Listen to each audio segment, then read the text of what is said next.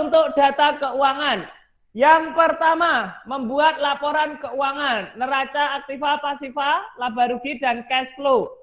Nah, kemudian yang kedua, membuat laporan common size, membuat indikator-indikator kesehatan apotek, keputusan bisnis berdasarkan laporan keuangan, penjualan produk per golongan, plus minus masing-masing karyawan.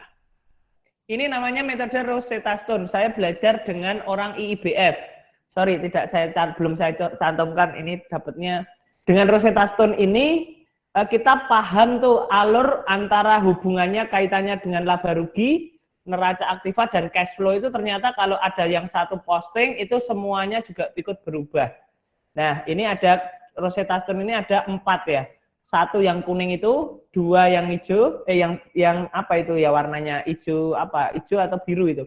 Yang 3 yang oranye, yang 4 yang biru muda itu.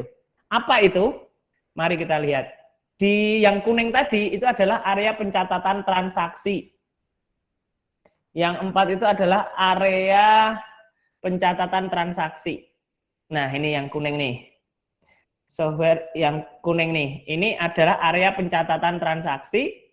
Kemudian ini yang biru tadi adalah area neraca aktiva pasiva. Nah, ini area neraca aktiva pasiva.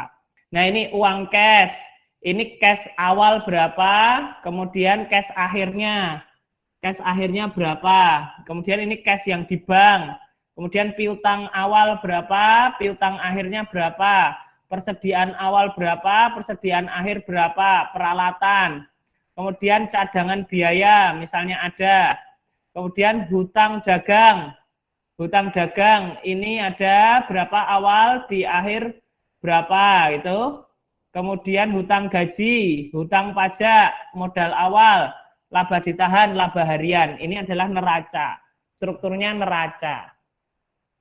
Area laporan laba rugi. Nah, ini laporan laba rugi nih. Penjualan ini yang di sini, ini mouse saya dilihat ya, mouse saya ini adalah omset.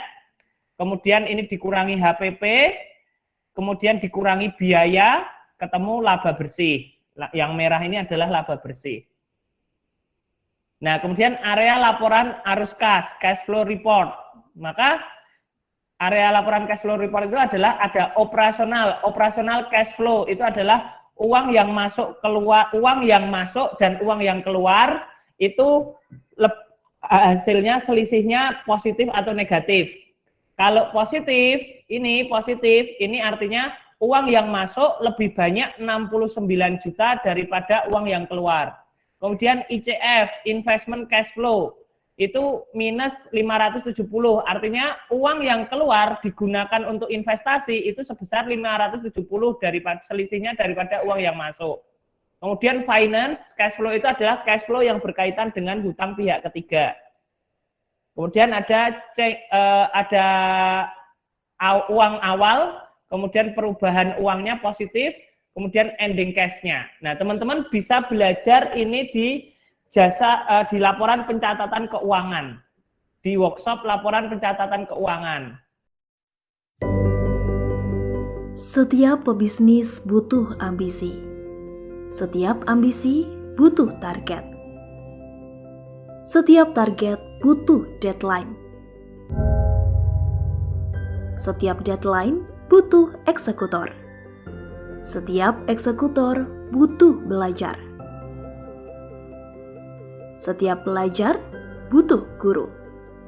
Dan kamilah salah satu itu. Platform belajar bisnis apotek, tempatnya belajar bisnis, tak sekedar memberi ilmu. Tak sekedar berbagi apa yang sudah saya lakukan, tak sekedar memberi inspirasi, tak sekedar memberi sinar hangat di waktu pagi. Aku juga mendengarkan ceritamu. Aku juga mengerti ambisimu. Aku juga mendampingimu meraih target.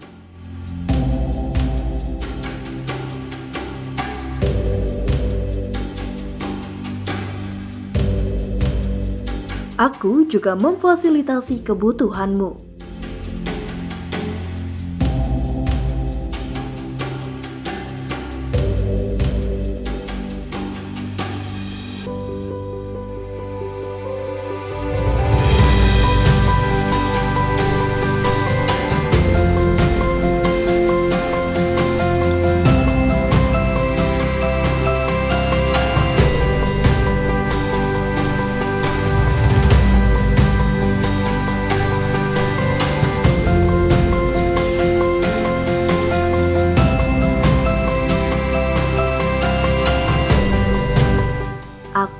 juga mengejar-ngejarmu untuk tepat deadline.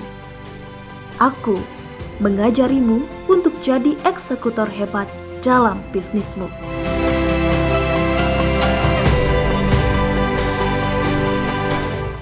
Nah, ini klien-klien jasa pencatatan keuangan, kami juga melayani bagi teman-teman yang ingin di apoteknya punya laporan keuangan, setidaknya untuk sebagai gambaran awal bisa ikut jasa pencatatan keuangan ini. Ada 35 klien yang sudah kita layani di jasa pencatatan keuangan ini. Nah, ini salah satu beberapa kliennya. Nih Bu Endang juga ikut, Bu Ika, Bu Patra, Bu Anita, BS, ST Pharma, kemudian Apotek Raja Wali, Apotek Kusamba, Bu Julia, ada Apotek Bunda ya ini ya. Kemudian ada Aji Pharma juga. Nah, ini contoh-contoh. Kemudian dari yang tadi Rosetta Stone tadi, maka dapat laporan laba rugi nih. Kita langsung dapat laporan laba rugi, kita tahu profitnya berapa, keuntungannya berapa dari laporan Rosetta tadi. Kemudian biaya beban gajinya berapa persen. Ini persen-persennya ketahuan nih. Kemudian yang neraca, nah ini dari Rosetta Stone tadi ketahuan langsung bisa diringkas neracanya ini nih, neracanya, cashnya berapa, ininya berapa, nah hutang dagangnya berapa, modal awalnya berapa, laba ditahannya berapa gitu. Kemudian laporan cash flow, nah ini laporan cash flow ini juga bisa dibaca. Ini contohnya nih OCF in. OCF in ini apa sih gitu? Teman-teman saya ajarin bacanya nih yang ini. OCF in ini adalah uang yang masuk karena kegiatan operasional seperti penjualan, pelunasan piutang, retur pembelian enggak ya? Oh iya, retur pembelian kan, pembelian ke supplier. Kemudian pendapatan bunga bank, pendapatan lain-lain ini ya. Ini uang yang masuk 904 juta. Kemudian uang yang keluar itu terdiri dari apa aja? Pembelian cash, pelunasan hutang, retur penjualan, operasional, ambil profit, santunan 700. Nah, total uang yang masuk ini lebih banyak 167.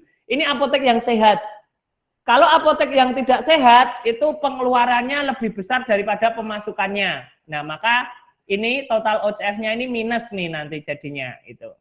Nah, kalau apotek yang sehat, saldo akhirnya pasti positif. Saldo awal cash plus OCF in itu lebih besar daripada CF out. Apotek ini sehat sekali nih. Apotek ini sehat sekali. Kenapa? Karena uang yang masuk dengan uang yang keluar aja besar uang yang masuk, apalagi ditambah kas yang tersedia. Nah, ini sehat banget ini. Nah, ini adalah common size. Ini adalah common size di Excel juga. Kami juga menggunakan ini. Juga apa ini fungsinya? Perhatikan di garis ini. Udah perhatikan? HPP per omset. Nih, HPP per omset. HPP per omset. HPP per omset ini 0,84, 0,84, 0,83, 0,84. Nah, ini untuk retail itu HPP per omsetnya kalau bisa 80, 0,80 atau kalau tempat saya udah mentarget 0,75. 0,75, artinya marginnya 25%, artinya marginnya 20%. Kalau HPP per omsetnya 80, itu berarti marginnya 20%. Kalau HPP-nya 75, berarti marginnya 25%. Itu. Nah, tapi ini dia bagus sekali dalam mengatur biaya operasional nih. Operasional per omset itu 0,05, 0,08, 0,04, 0,03. Ini dia bagus banget, pinter banget dia ngatur operasional. Bisa 10% operasional itu. Operasional per omset itu bisa 10%. 0,1 berarti. Tapi dia bisa ngatur sampai 5%, 8%, 4%, 3%. Bagus banget. Sehingga laba bersihnya juga menjadi bagus. Nah, yang apa yang akan diperbaiki? Kalau saya akan memperbaiki HPP per omset ini. HPP per omset ini akan saya perbaiki. Menjadi 0,80%. Ini juga untuk Excel-nya, kalau saya perhatikan yang paling bawah sendiri. Perhatikan yang paling bawah sendiri, ITO-nya. Nah, ITO-nya ini 24 hari, betul kan? Bagus, ini 16, 20, 19, ini bagus sekali. Kenapa? Karena kurang dari 30 hari. Itu. Kemudian lihat juga lihat juga ini. Lihat juga persen inventory dibandingkan omset. Ada nggak? HPP dibandingkan persediaan dibandingkan omset. Ada nggak? Oh, belum di sini. Ini kita buat seperti ini. Gimana? Kalau saya dulu membuat, kemudian saya minta bacakan ke orang yang ahli gitu. Itu. Nah, inilah indikator teman-teman yang di awal tadi, indikator keuangan apotek. Bisa difoto ya teman-teman ya, indikator keuangan apotek sehat atau tidak. Kami di jasa pencatatan keuangan sedang membuat track record ini, karena baru 2 bulan, 3 bulan, itu kita belum bisa membuat track recordnya. Insya Allah kalau untuk yang udah 4 bulan, 5 bulan, kita buatin track record ini. Nah ini, inventory turnover itu targetnya harus kurang dari 30 hari. Ya, ini bagus, apoteknya sehat, ini bagus nih, hijau ini berarti sehat. HPP omset kurang dari 75, ini masih merah-merah. Nah ini yang harus menjadi PR nih, bagian operation. Ini tempatnya orang jenderal-jenderal apotek harus paham ini, besok kita akan terangkan nih. Ini merah nih, targetnya kan 75 gitu. Targetnya 75, gimana caranya untuk meningkatkan ini? Marginnya dibesarkan, penjualan produk-produk yang margin tinggi difokuskan, maka training produk knowledge-nya ke penjualan-penjualan yang produk tinggi. Kemudian diskon off fakturnya dibesarkan. Nah, itu kita lihat indikatornya dari sini. Kemudian HPP real, HPP omset kurang dari 75%. Nah, ini HPP stok opnam. Ini juga masih kosong nih, belum nih. Kemudian nilai stok kurang dari 80, tapi tidak lebih dari kurang dari 80, tapi harus lebih dari 70 gitu. Karena retail itu detail. Kalau stoknya kecil, omsetnya tinggi, orang ordernya itu pasti kerjanya keras banget tuh. Itu. Selisih stok opnam mendekati 0. Nah, ini mulai nih. 17 juta, 1,5 juta, 7 juta, 3 juta. Nah ini kita masih merah terus nih, mendekati merah terus nih, kita harus benahi gitu. Biaya operasional, ini kan, biaya operasional kurang dari 10%. Nah kurang dari 10%, ini 9,8 di hijau, oh hijau. Merah, loh kok merah ini 11%, nah ini harus ditekan lagi, bagus lagi 8,9. Kok 10 ini 89, nah ini dikunci oleh orang keuangan yang ngunci. Biaya operasionalnya kemudian harus diketatin nih. Net profit harus lebih dari 10%. 9,77, 5%, 19%, 11%, 14%. Nah ini udah boleh dikunci nih harusnya, bagus nih. Kemudian pertambahan cash dengan net profit itu harus seimbang. Ini jelek nih yang Januari ini, masuk pertambahan cashnya minus, net profitnya 26 juta. Nah ini kemana?